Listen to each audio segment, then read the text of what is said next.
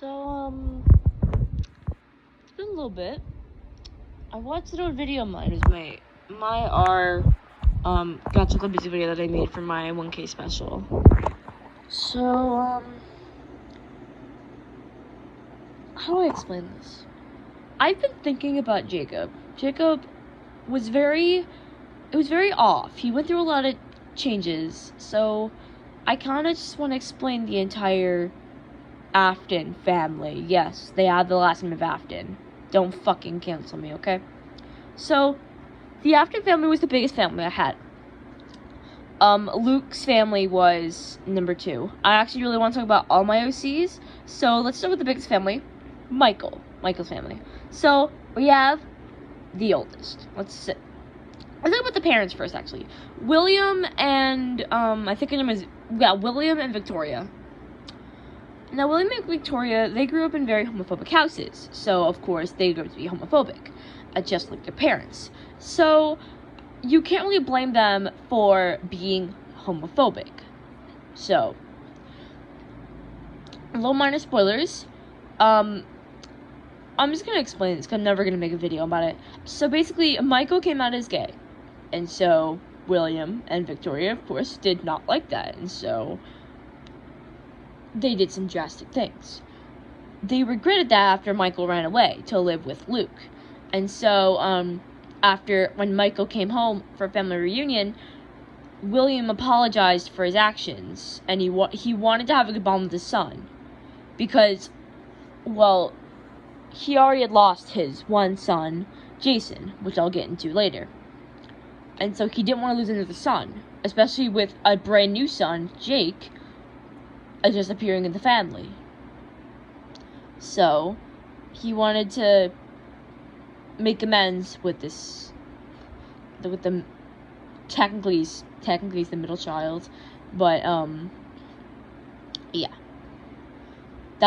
And Victoria, I haven't really gotten into her backstory yet. William, I'm mainly focused on him because he's the one who did the drastic shit. Victoria wasn't really involved that much. I want to involve Victoria more. I want to change her design. I want to involve her more. And then we have the oldest kid, Jason. Now, Jason died at a very early age because basically, a story that happened was that Jacob and Jason were both playing ball in the driveway. Jacob was about maybe 3 years old. Jason was 5 years old. They're both playing basketball. Jason turned away. The basketball rolled into the road. Jacob, the smart little 3-year-old he was, went to go grab it. That was a mistake, because a car was coming. And Jason, who wanted to protect his brother, pushed Jacob out of the way and ended up getting hit. He died that night. Victoria was still pregnant with Michael at the time. And so Michael never met Jason. He never knew about Jason because Jacob or William or Victoria never wanted to speak about it. Now we have Jacob.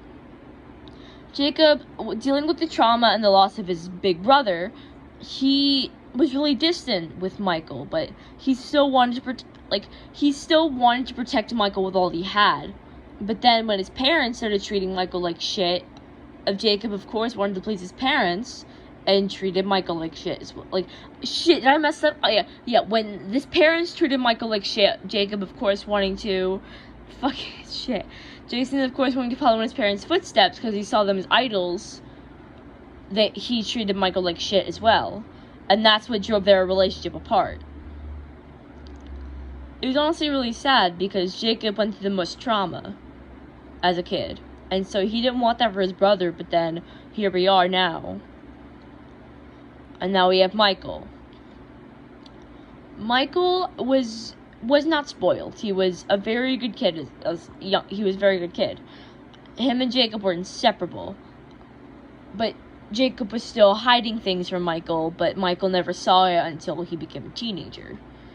He knew that his parents are homophobic. Like, they hated gay people. And so when him and Luke were childhood friends as well. And so when he found out he had feelings for Luke, he wanted to deny them. But then Jacob overheard Michael talking about it, and then Jacob told his parents, and that's what happened. And then Michael ended up running away because of all the abuse, and ended up living with Luke, who soon became his boyfriend, because Luke was also gay. And I don't want to go into too much detail about Michael, because Michael's one of my favorite OCs I ever had. He's a fan favorite as well. And now we have the adopted daughter, Elizabeth. Now, Elizabeth is really weird, because I actually never got to, I never really, got into Elizabeth's backstory. All I wanted to plan for her was that she's the adopted sister, and she was adopted around maybe when Michael was around 5 or 6. And of course, Lizzie was really respected. She was the favorite child. She got everything. She was a mama girl. She depended on her mother for everything. And, fucking bullied the crap out of Jacob. But then again, at the time, he didn't deserve it. Michael, though, was really nice to Elizabeth, and Elizabeth, in return, was nice to him. They were really close. And so, when Michael ran away, Elizabeth was heartbroken. But then she realized that she needs to treat people right, or else because she doesn't want to end up like her parents. So she started treating Jacob right. And now we have the youngest, Jake, who was 3 years old by the time I made the Afton Family reunion.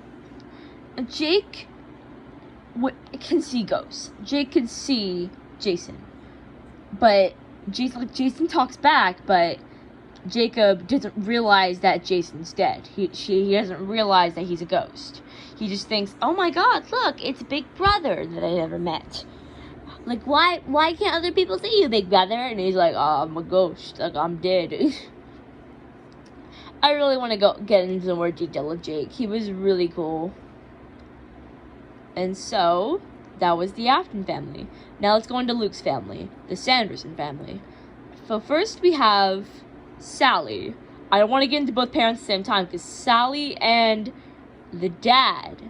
Yes, I'm bringing the dad into this. So Sally, I don't really have a backstory for her. She was really, just a plain character for me. I really liked her, but I wanted to give her a backstory. I don't even know where the fuck she works.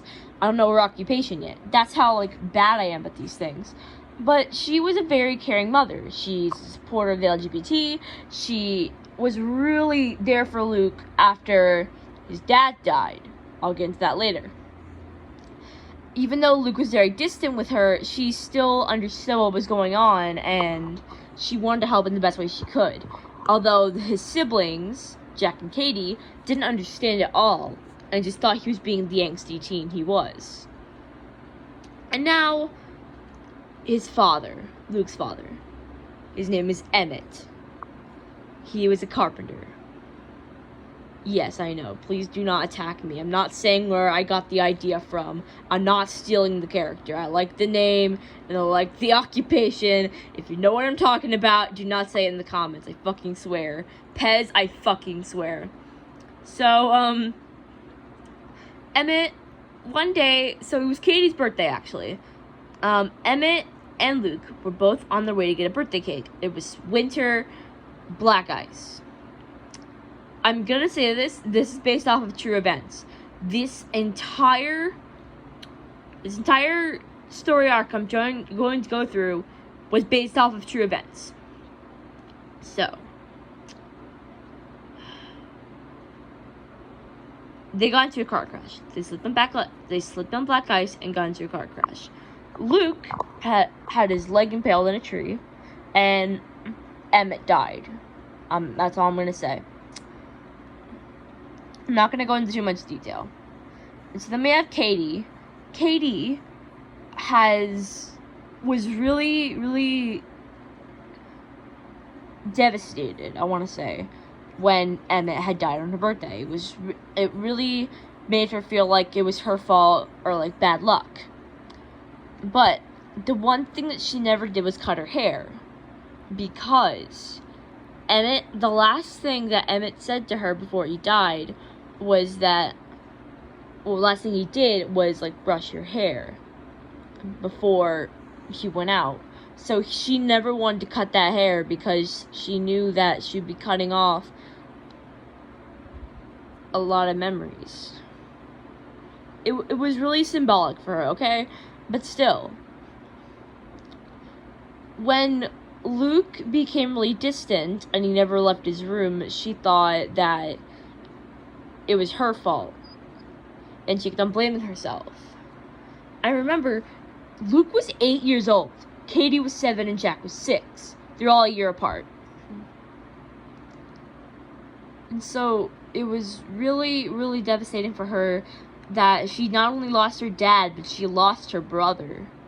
She lost the childhood spirit. She lost the brother that was so close with her and that she loved. And then we have Jack. Jack, only being 6 years old when his father passed away, was the most devastating thing he's ever seen. Like, he didn't understand. He's like, when's Dad coming back? When's Dad coming back?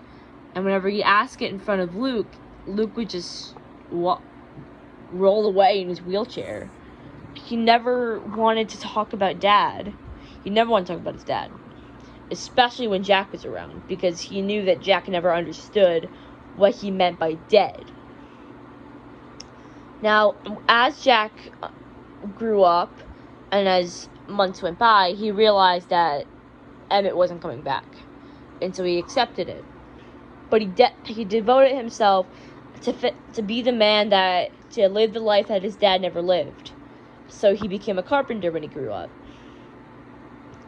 It was his lifelong dream, because he was really good with electronics, but he wanted to be a carpenter. So he became a carpenter. And now we have the other characters that don't really have full-out families. But the one that does have a full-out family is Carly. I already talked about Carly in a past video. I don't know where it is right now, but if I find it, I'll link it in the description. But still, Carly. Now, her mom's a nurse, and her dad's in the military. Her dad is mostly deployed a lot, and so she doesn't really get to see him a lot. Carly and her dad, Carly's dad and Carly were, really close. They did everything together. Like, they fished, they played baseball together, they did a lot of stuff together. Now, Carly really loves sports. Her favorite sport, though, is soccer. That's just a little Easter egg I wanted to put in there. And I don't have a name for her dad yet. If you can actually leave some names down in the comments, that would be really nice. And something named for her dad. Her mom's name is Fiona. And so, Carly really misses her dad. And so, in the near future, if I ever start making OC content again, Carly's dad will die in a plane crash on the way home. And Carly will be devastated. And then all of her friends, will come and try and cheer up her spirit. Because Carly was so outgoing, she was so funny, and she would bring a smile to everyone. And seeing her upset was a major no-no. Because then, everyone would get upset. And it's not good. So, that's all I'm going to do for Carly. And now we're going to go on to Nikki. Nikki is one of the most underrated characters I have. So, Nikki, I'm not going to go back into parents, but just I'm going to say his parents are divorced. And his dad is Theodore. Nikki, I don't have a last name for Carly yet, but Nikki Peterson. That's his name. And his dad works at his own auto shop, they work on cars. And so Nikki also works there too, as just for fun. He doesn't get paid yet. But I'm actually going to go into a relationship. So Nikki was in a relationship with a girl named Tiffany. And what he didn't know is that Tiffany liked to take advantage of him. And so, he didn't know that. And so whenever Carly tried to tell him, Nikki, Tiffany's taking advantage of you, or I saw Tiffany kissing another guy while you weren't around. Nikki didn't believe her. He thought she was lying. He thought she was jealous. And so when he found out, Tiffany tried to play it off. She's like, oh my god, he was harassing me. But then Carly went in and saved them. And so then Nikki realized his true feelings, and him and Carly got in a relationship. And so now we have Charlie. Now, Charlie's backstory was probably one of the most hardest to write, but one of my favorites. I know this may seem edgy or like a Mary Sue kind of thing. I don't know why I'm Mary Sue, but like really edgy. But this was like really in my head at the time, and I really liked it. So this is what I have. Charlie's parents died at wait. Okay, I get it now. So Charlie's parents left her at an adoption agency, just left her. They didn't want her.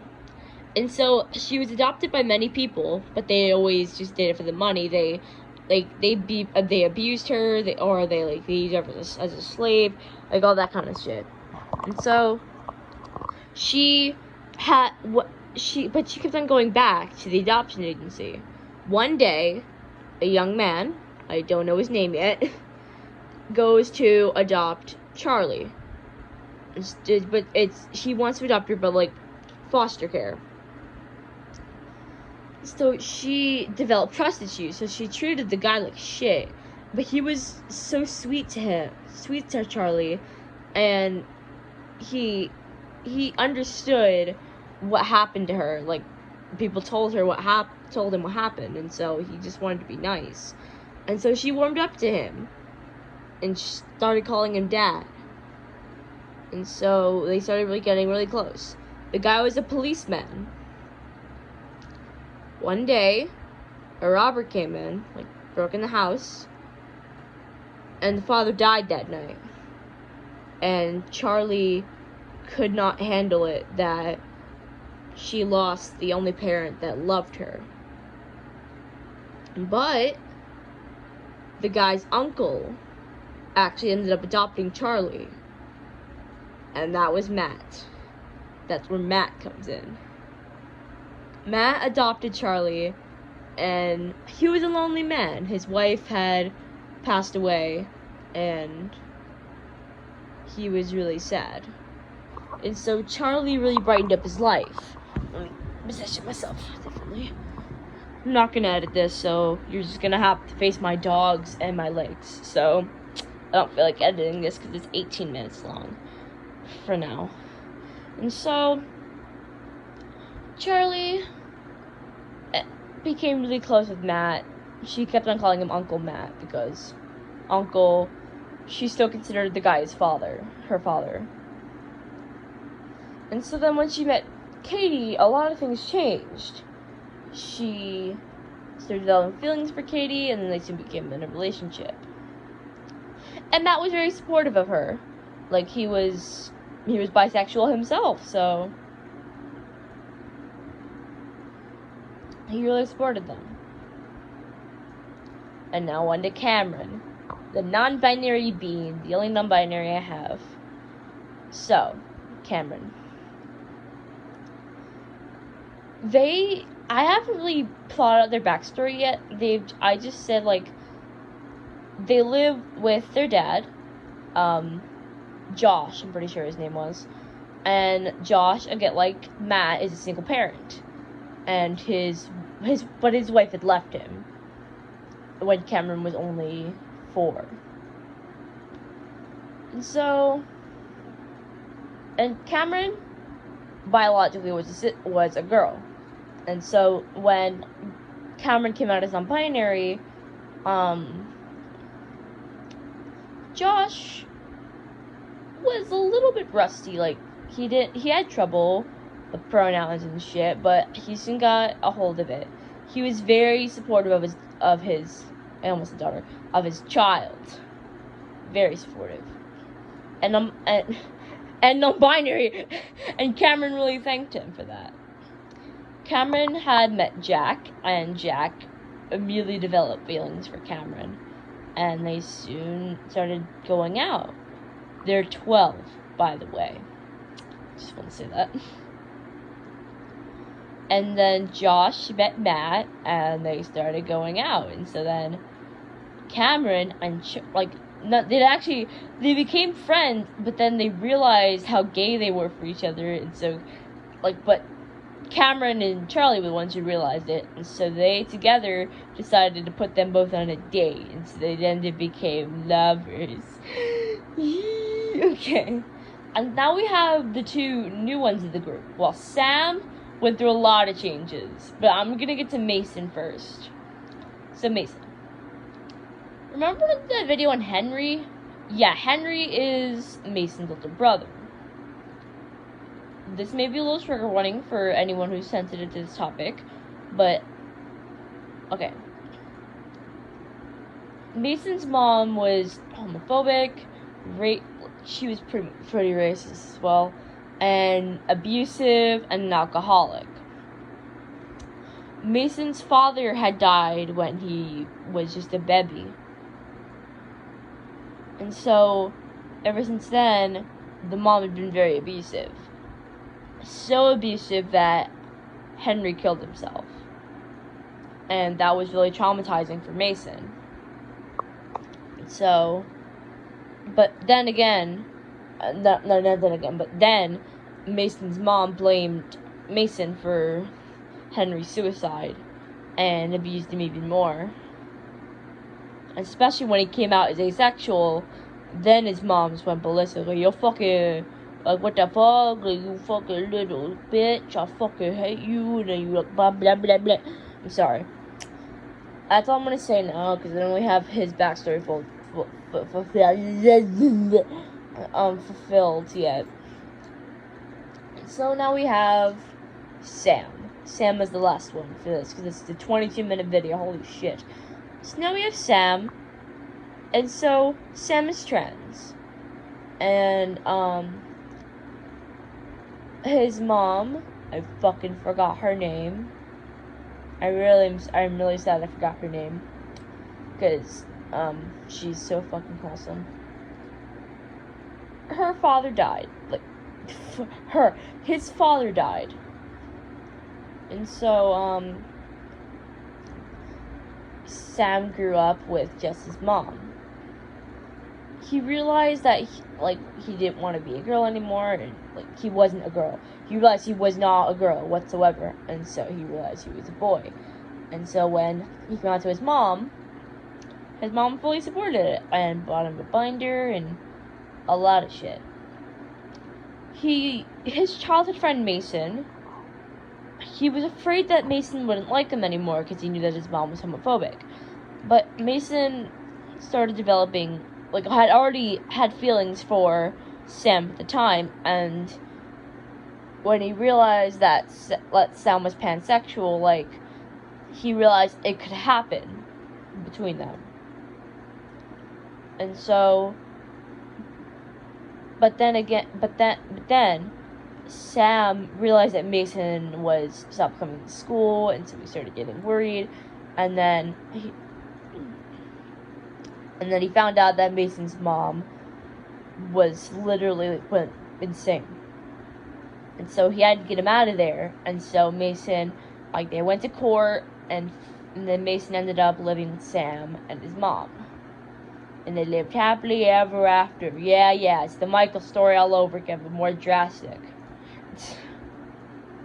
And that's all of them. I have 24 fucking minutes. It's gonna take forever to upload, and it's literally 9:02 at night where I am right now. So, I'll see y'all tomorrow. If I ever upload a video tomorrow, I might upload a community post to say, hey, I'm alive. Yes, my hand is okay. Actually, let me put it on the screen. It's okay. It's not that bad. It's getting a little bit better, but it does hurt when I do that. Ow, it does hurt when I do that. Don't mind the marker, though. I had math class today. And I scraped my knee, but I don't want to touch my knee because it hurts. So, yeah. Bye-bye.